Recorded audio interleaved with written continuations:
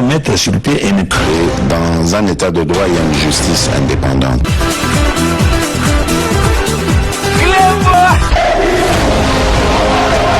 Ce n'est pas pour rien qu'il faut des conseils.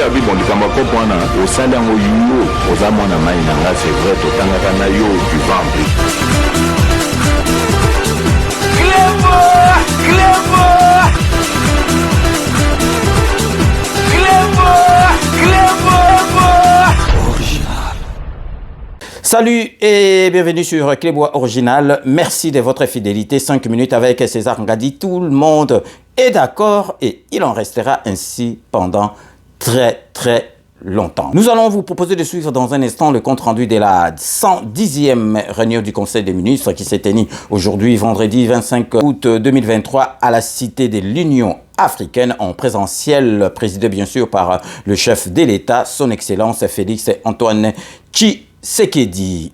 Pour en savoir plus, nous vous laissons donc avec le porte-parole du gouvernement, ministre de la Communication, Patrick Mouyaya. Restez connectés sur Clébois Original pour la suite de nos programmes. Compte rendu de la 110e réunion du Conseil des ministres. Le président de la République, chef de l'État, Félix Antoine Tshisekedi Tshilombo, a présidé ce vendredi 25 août 2023 à la Cité de l'Union africaine, la 110e réunion du Conseil des ministres. 4 points étaient inscrits à l'ordre du jour, à savoir 1. Communication du président de la République, chef de l'État. 2. Point d'information. 3. Approbation d'un relevé des décisions du Conseil des ministres. 4. Examen et adoption de textes. La communication du président de la République a porté sur 4 points principaux, à savoir du conclave du génie scientifique congolais. Le président de la République est revenu sur la première édition du conclave du génie scientifique congolais en l'honneur de nos chercheurs évoluant au pays comme à l'étranger, qu'il a inauguré le 19 août 2023. Il a indiqué que cet événement rappelle à l'État son devoir constitutionnel de garantir l'initiative privée et surtout de veiller à la protection et à la promotion de l'expertise nationale. C'est donc à juste titre que celles et ceux de nos compatriotes qui se sont distingués par leur inventivité devraient mériter l'attention du pouvoir public et la reconnaissance nationale pour leur engagement, souvent dans des conditions difficiles, pour l'amélioration des conditions de vie de leurs compatriotes. À cet fait, il a réitéré ses instructions données au gouvernement à travers le ministère de la Recherche scientifique et Innovation technologique de faire diligence pour que les ministères sectoriels concernés par les innovations et les inventions économiquement utilisables prennent sans tarder les dispositions idoines pour leur budgétisation dans la loi de finances 2024. Concrètement, il est question pour le gouvernement d'accompagner ses compatriotes, notamment par des appuis financiers et autres à même de booster leurs activités et de les intégrer le plus tôt possible dans l'économie nationale. Aussi, une attention particulière devrait-elle être accordée aux inventions et innovations non encore consommables, mais dont la mise au point scientifique est terminée.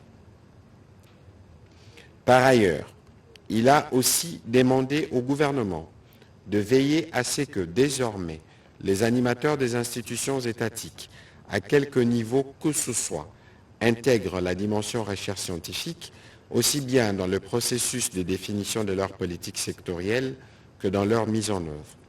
À cet fait, les ministres ayant dans leurs attributions la recherche scientifique et l'enseignement supérieur et universitaire ont été instruits de promouvoir et de soutenir, dans la transparence et l'équité, les centres de recherche au sein de nos établissements d'enseignement supérieur et universitaire afin de redynamiser et d'améliorer qualitativement les services à la communauté dus par l'université et ce en phase avec les enjeux et défis tant nationaux qu'internationaux du moment. Le deuxième point de la communication du président de la République a porté sur l'exploitation de la filière du cobalt en République démocratique du Congo. Le président de la République a rappelé que notre pays figure parmi les pays disposant des plus grandes ressources en cobalt au monde. Ces minerais, essentiels à la transition énergétique verte et à de nombreuses industries, fait l'objet de convoitises, notamment des multinationales spécialisées dans la haute technologie, voire dans l'industrie automobile. À l'heure où le volume d'exploitation du cobalt croît exponentiellement et que la technologie se veut centrale dans nos sociétés, il est curieux de constater que notre pays, malgré ses potentialités, ne tire que très peu de profit de son exploitation brute du métal, contrairement aux multinationales, qui enregistrent de chiffres records grâce notamment à la vente d'artefacts composés entre autres de ces minéraux stratégiques. Dans le même temps, la valeur de ces multinationales a fortement augmenté et leur capitalisation dépasse de loin le produit intérieur brut de notre pays. Cette situation, déplorée par le président de la République, est notamment due au manquement en ce qui concerne l'approvisionnement, la fixation de prix et l'exportation du cobalt. Le président de la République a aussi noté le paradoxe qui s'observe actuellement dans les marchés du cobalt avec le coût de la tonne qui baisse alors que la demande mondiale augmente. Tout en accélérant la mise en œuvre de sa stratégie de transformation locale de ces minerais, il a encouragé le gouvernement à mettre en place des mesures urgentes qui permettront de mieux encadrer la commercialisation du cobalt et d'accroître les recettes issues de son exportation. Par conséquent, il a demandé au ministre des Finances et à la ministre des Mines de finaliser tous les projets d'arrêtés interministériels initiés par le ministère des Finances sous la coordination du ministre dans le but de permettre un meilleur encadrement de l'exportation du cobalt en ayant en ligne de mire l'accroissement des recettes issues de son exploitation. Le troisième point de la communication du président de la République a porté sur l'amélioration de la qualité de la gouvernance dans les entreprises du portefeuille de l'État. Le président de la République a rappelé les termes de sa communication faite à l'intention du mandataire public au cours de la 77e réunion du Conseil de ministres pour insister sur l'impérieuse nécessité pour eux d'avoir constamment, dans l'exercice de leurs fonctions, une conduite managériale qui repose sur la bonne gouvernance pour garantir de meilleurs résultats. Il a évoqué notamment l'amélioration de la qualité des prestations et des services rendus aux usagers par la réalisation de leur objet social, le respect des obligations sociales envers les travailleurs, la transformation réelle du potentiel d'exploitation et de production des actifs de tout genre, atteinte des seuils des rentabilités afin d'avoir des marges de trésorerie positives pour accroître les actifs et les capacités contributives de leurs entités respectives au budget de l'État. Le président de la République a souligné que les mauvaises pratiques et anomalies de gestion diverses des finances et d'autres structures de contrôle ont été entretenues par une inaction des commissaires aux comptes qui pourtant ont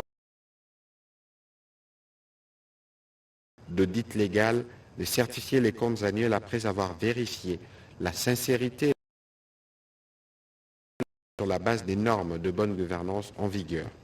Ainsi, étant donné l'importance du contrôle des experts indépendants dans les performances des gestions et pour éviter d'entretenir le même défaillance, le président de la République a invité la ministre d'État, ministre du portefeuille, à mettre à jour sur la supervision du Premier ministre et à y remédier en toute urgence. En même temps, le ministre des Finances a été chargé de prendre les dispositions nécessaires pour accompagner l'Ordre national des experts comptables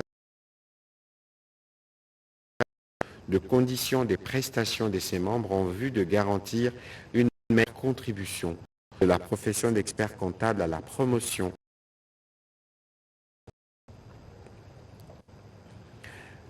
Le dernier point de la communication du président de la République a porté sur le soutien présidentiel aux micro-entrepreneurs nationaux.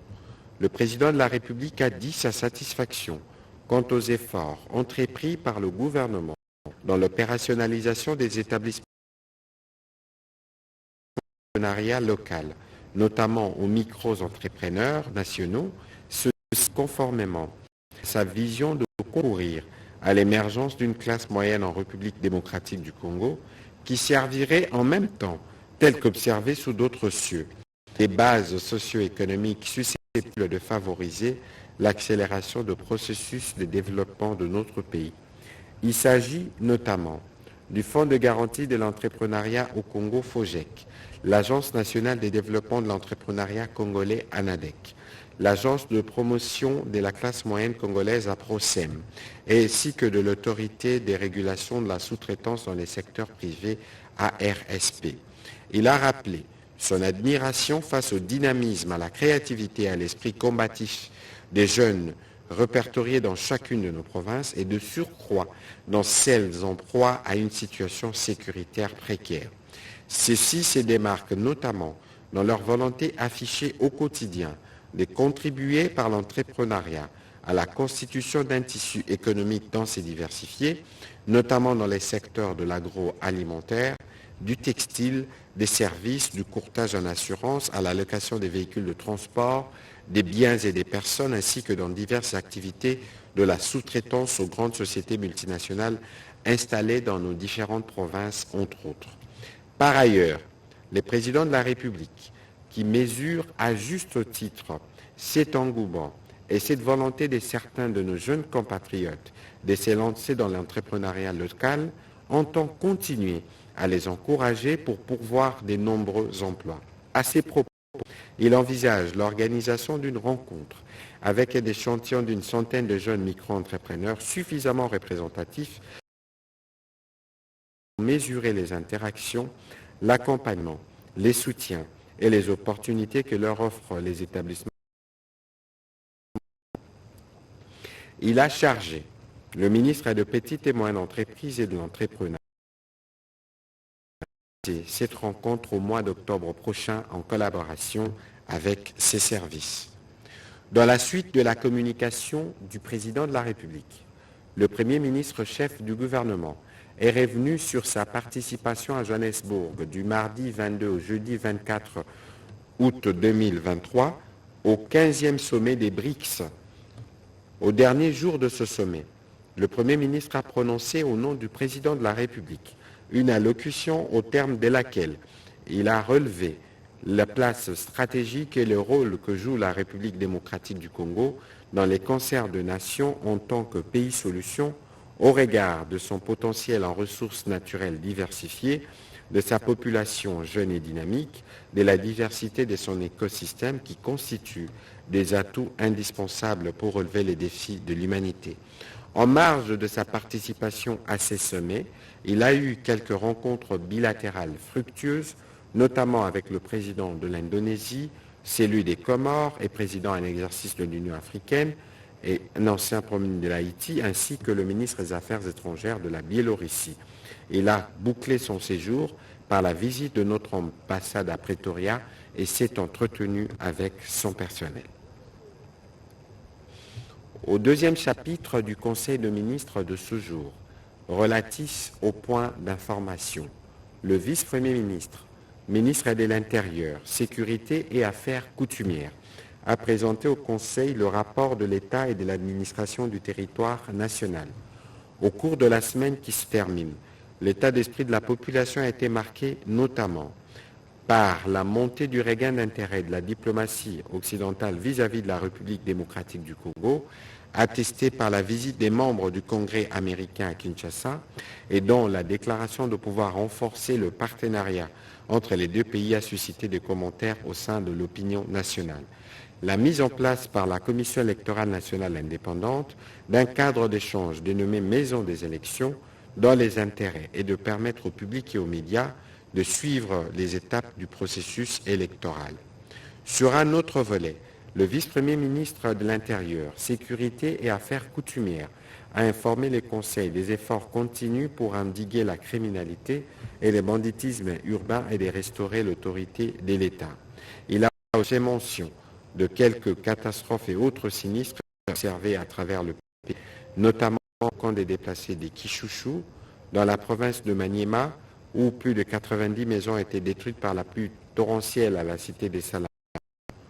Le vice-premier ministre, ministre de l'Intérieur, Sécurité et Affaires coutumières, a rassuré le Conseil que toutes les dispositions ont été prises pour faire face à ces différentes situations. Abordant le même chapitre, le vice-premier ministre, ministre de la Défense nationale et ancien combattant, a quant à lui fait le point de l'évolution de la situation sécuritaire dans l'est du pays où nos forces sont engagées en opération. Il a passé en revue la situation opérationnelle sur terrain ainsi que quelques faits saillants en adéquation avec la nature des menaces selon les provinces et les parties du pays en proie à la sécurité ou à l'agression. Il est revenu aussi sur la situation dans le de la ville-province de Kinshasa en rapport avec les assaillants des Mobondo et des actions isolées qui mènent pour s'aimer l'insécurité dans cette partie de la ville. Assainissement du climat des affaires et encadrement de la production et de l'exportation dans les secteurs du café et du cacao. Le vice-premier ministre, ministre de l'économie nationale, a fait part au Conseil des plaintes reçues des exportateurs locaux du café cacao qui dénoncent les perceptions illégales et autres tracasseries fiscales et administratives qui s'opèrent à l'exportation de leurs produits. Rappelant la recommandation du président de la République faite au cours de la 58e réunion du Conseil de ministres relative à la nécessité du renforcement du climat des affaires dans les secteurs du café cacao et autres produits agricoles, le vice-premier ministre de l'économie nationale a rappelé qu'il est inadmissible que les efforts louables de production soient négativement affectés par une série de prélèvements parafiscaux et d'exigences administratives tout aussi illégaux qu'opportuns. En effet, ces tracasseries généralisées entraînent l'augmentation de la fraude et de la contrebande et portent préjudice non seulement aux producteurs mais aussi à l'État qui perd d'importantes recettes au profit des pays frontaliers qui comptabilisent la production congolaise au titre de leurs exportations. En vue de régler ces difficultés, une série de mesures a été préconisée et le Conseil a pris acte d'information. Recommandation du gouvernement pour la relance du projet chemin de fer Kinshasa-Matadi et l'état des lieux du dossier Onatra SA et Arise. Faisant suite à la communication du président de la République, faite au cours de la 107e réunion du Conseil de ministres, la ministre d'État, ministre du portefeuille, a fait les rapports d'examen du dossier Onatra SA et Arise relatifs au partenariat public-privé pour la réalisation du chemin de fer Kinshasa-Matadi. Les discussions continuent entre les différentes parties prenantes devant les MOU qui a été conclu pour la finalisation de ce projet qui permettra d'atteindre les objectifs assignés. La ministre d'État, ministre du portefeuille, a été complétée par le ministre des Transports, voie des communications et des désenclavements. Il a rassuré que le gouvernement prône la reconstruction d'un système ferroviaire capable de répondre aux exigences de capacité, de régularité, de rapidité et de sécurité. Ces performances visent l'attractivité du chemin de fer dans les secteurs les plus porteurs des valeurs ajoutées. Le ministre des Transports, voie des communications et des enclavements, a conclu son intervention en soulignant qu'il est question pour le gouvernement de faire du sous-secteur ferroviaire un élément fondamental de l'intégration de transport de masse au niveau urbain, national et régional, et ce, en articulation et en complémentarité avec le réseau routier aérien lacustre et maritime. Le Conseil a pris acte de ce rapport. 5e point dans ce chapitre de points d'information. Défi d'exécution de programmes financés par les bailleurs. Le ministre des Finances a informé les conseils que les portefeuilles de projets financés par la Banque mondiale s'est considérablement accru depuis l'avènement aux responsabilités du président de la République, ce qui illustre à la fois le progrès accompli et les défis rencontrés dans la mise en œuvre de différents projets. Il a indiqué que les portefeuilles de projets financés par la Banque mondiale, qui s'élevait à 2,5 milliards de dollars pour l'année fiscale 2018, est aujourd'hui de 8,5 milliards avec 5 milliards de dollars non encore décaissés. L'un des défis consiste, d'après le ministre des Finances, à s'assurer que l'orientation stratégique de projet depuis leur identification jusqu'à leur exécution, répondent avec la plus grande pertinence aux priorités structurelles du pays en cohérence avec les autres dépenses effectuées sur ressources propres. L'autre défi concerne la maîtrise des modalités des mises en œuvre de projets financés par les ministères sectoriels à travers les unités de coordination de projets. Il est crucial d'assurer une bonne répartition et une maîtrise des rôles entre les instances politiques et les unités de coordination de projets. Il s'agit d'éviter le double risque d'ingérence politique inappropriée d'une part et d'abandon des unités à elles-mêmes d'autre part. Le ministre des Finances a aussi épinglé les différents points de blocage, les mauvaises pratiques pour permettre d'accélérer la mise en œuvre des différents projets et en maximiser l'impact. Esquisser pistes de solutions qui passent notamment par le renforcement du dispositif de suivi, la clarification des rôles et responsabilités des parties prenantes, la réallocation des ressources vers les secteurs porteurs plus performants avec un impact visible sur les populations. Il a préconisé la tenue le 25 septembre prochain d'une réunion des concertations regroupant tous les ministères concernés et les bailleurs en vue de tirer les leçons de l'expérience et de permettre l'amélioration des différents portefeuilles et la délivrance de projets. Dans les mêmes ordres, il a annoncé une revue de la collaboration avec la Banque mondiale à ces propos. Les 2 et 3 octobre prochains, le Conseil a pris acte de cette note d'information. Défis liés aux opérations d'import-export et mesures à mettre en œuvre. Le ministre du Commerce extérieur a fait le rapport au Conseil relatif aux défis soulevés par le partenaire commercial de la République démocratique du Congo, pays membre de la SADC, du MESA et de l'EAC, lors des opérations d'import-export. En effet, les difficultés rencontrées par les importateurs et exportateurs, transporteurs, camionneurs de l'Afrique australe affectent négativement le commerce entre nos deux pays et ceux de la sous-région. Il a identifié les principaux défis, notamment le non-fonctionnement de frontières 24 heures sur 24, la congestion et le retard dans les processus de dédouanement, la multiplicité des points, les délais lents dans les traitements des documents commerciaux avant l'autorisation des départs à préchargement et d'autres qui sont de plusieurs ordres. Les ministres du Commerce extérieur a proposé des mesures à mettre en œuvre pour répondre à ces défis, entre autres la suppression du parking forcé, ainsi que les frais y associés, l'institution d'un scannage qu'à un seul point et la mise à niveau de nouveaux services aux standards requis.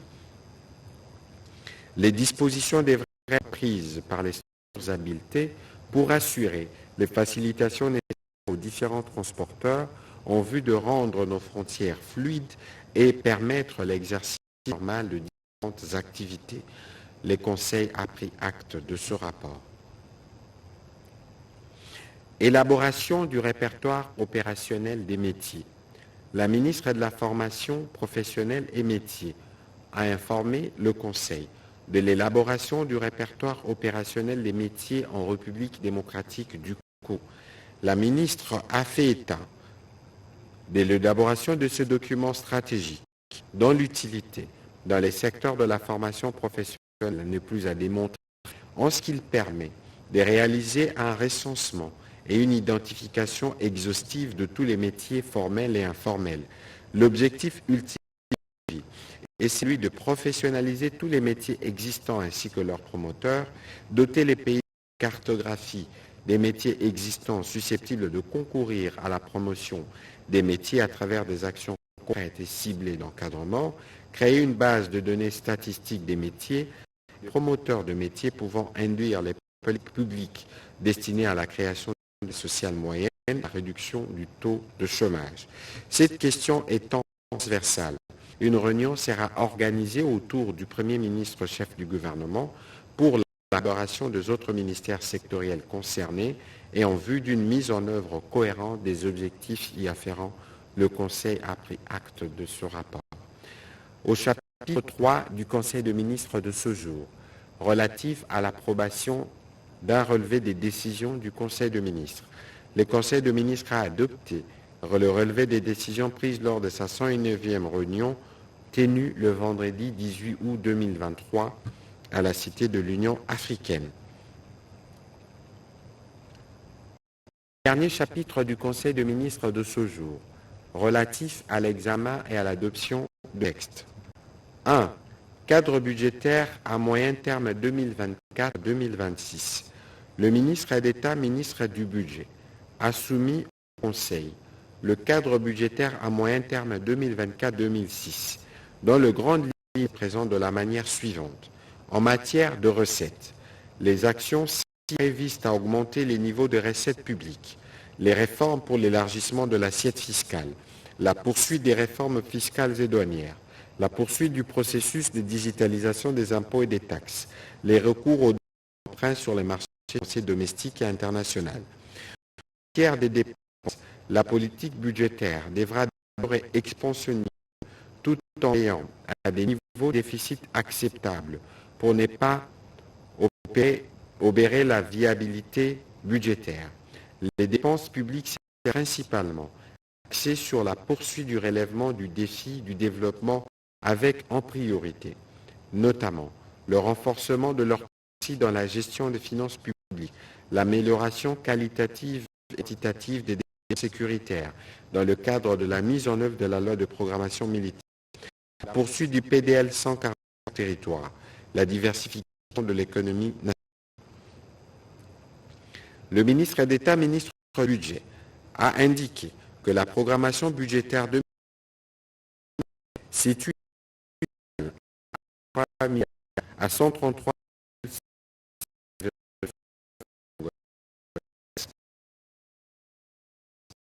milliards de 24, 40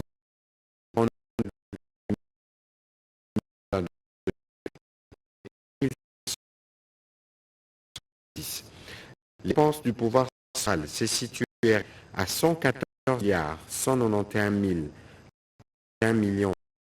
milliards de francs congolais sur la période, soit 38 000 milliards de francs congolais l'an en moyenne. Celles de province et des États situées respectivement à 10 611,8 milliards de francs congolais et à 721,7 milliards de francs congolais. La mise en œuvre de la politique fiscale et douanière préconisée sur la période permettrait un accroissement annuel des recettes fiscales et non fiscales de 14,5% et situerait la pression fiscale à 14,2% en moyenne. Cette politique fiscale et douanière assisterait notamment à amorcer tout en élargissant le nombre d'impôts directs. Outre les aides, le financement des politiques publiques préconisées dans la période 2024-2026 bénéficiaires attendus de partenaires au développement estimés à 6 380 milliards de francs congolais. En ce qui concerne les recettes du budget annexes et spéciaux, le ministre d'État, ministre du Budget, a souligné qu'elle se situerait relativement en moyenne à 604,4 milliards de francs congolais et à 1881 milliards de francs congolais sur la période 2024-2026. La programmation budgétaire de 2024 à 2026 dégage un solde global négatif de 12 510 milliards de francs congolais, soit 2,1% du PIB imputable au central. Les mécanismes de son financement ont été identifiés après débat et délibération. Ce texte a été adopté. Examen et adoption de 3 projets de texte. Projet de loi des finances pour l'exercice 2024. Le ministre d'État, ministre du Budget, a présenté au Conseil le projet de loi des finances pour l'exercice 2024. Pour ce qui est des indicateurs macroéconomiques qui le sous-tendent, il a souligné que malgré les récentes turbulences sur le marché des biens et services sur le marché de change, ce projet de loi des finances a été élaboré dans l'hypothèse d'une croissance soutenue de 6,4%, d'une inflation de 10,9% en moyenne annuelle à la suite des mesures prises par le gouvernement pour stabiliser le cadre macroéconomique. Il contient un budget présenté en équilibre en recettes et en dépenses à hauteur de 40 464 milliards de francs congolais, soit un accroissement de 24,7% par rapport au budget de l'exercice 2023 chiffré à 32 457 milliards de francs congolais. En vue de la mobilisation accrue de recettes, la politique fiscale préconisée pour l'exercice 2024 est essentiellement orientée vers l'élargissement de l'assiette fiscale, la fiscalisation du secteur informel, la promotion du civisme fiscal, la lutte contre la corruption et l'écoulage de recettes, ainsi que la poursuite des réformes fiscales et douanières amorcées ces dernières années dans le but de lever la pression fiscale. S'agissant des dépenses, elles sont chiffrées à 40 464 milliards de francs congolais, en équilibre avec les recettes correspondant tant pour le budget général, les budgets annexes que pour les spéciaux. D'ailleurs, le ministre d'État, ministre du Budget, a brossé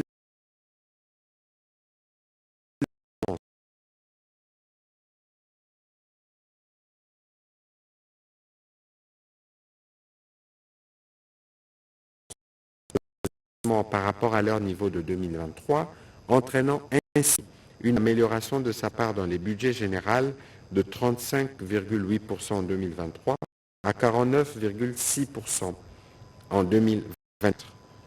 Le renforcement de part de crédit alloué au secteur de la défense et de la sécurité et l'inscription dans les budgets de l'exercice 2024 d'un compte d'affectation spéciale nommé Fonds de soutien et des développements de forces armées de la République démocratique du Congo. La poursuite du processus électoral, l'inscription dans le budget 2024 du Fonds national de réparation des victimes de violences sexuelles, la prise en compte progressive des revendications sociales de Bandicot, la poursuite de la mise en œuvre de la politique de gratuité de l'enseignement primaire et la mise en œuvre progressive de la couverture santé universelle, la poursuite du lancement des programmes de développement local de 145 territoires et l'amorce de la diversification de l'économie nationale. Débat et délibération. Le Conseil a adopté ces textes. 2 projets de textes du secteur des finances. Les ministres des Finances ont présenté au Conseil 2 projets de textes, notamment le premier, le projet d'ordonnance-loi sur l'endettement public. Ce texte cadre des références du pilotage et de la gestion de la dette publique en République démocratique du Congo, énonce la politique d'endettement public et fixe les règles de bonne gouvernance de la gestion de la dette du pays. Il fournit également à l'État de instruments qui lui permettent de financer ses dépenses. Les deuxièmes textes relatifs sur l'information de crédit.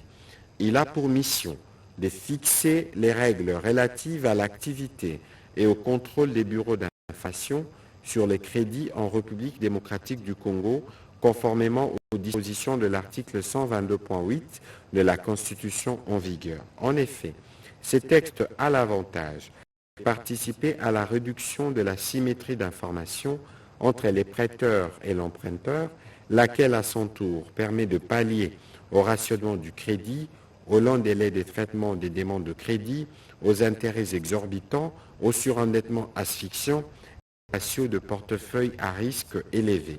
Pour les gouvernements, les systèmes d'information sur les risques de crédit revêtent un intérêt capital pour le bon fonctionnement du marché des crédits, car ces systèmes permettront à la Banque centrale du Congo de mieux évaluer les niveaux de risque de contrepartie pesant sur l'ensemble du système bancaire. Après débat et délibération, cet autre texte a été adopté. Commencé à 14h18, la réunion du Conseil de ministres a pris fin à 19h23. Je vous remercie.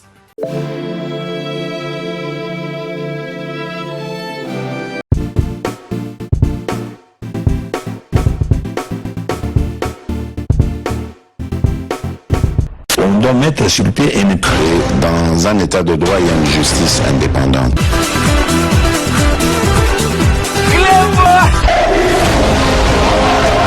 Ce n'est pas pour rien qu'il faut déconstruire. C'est vrai, tu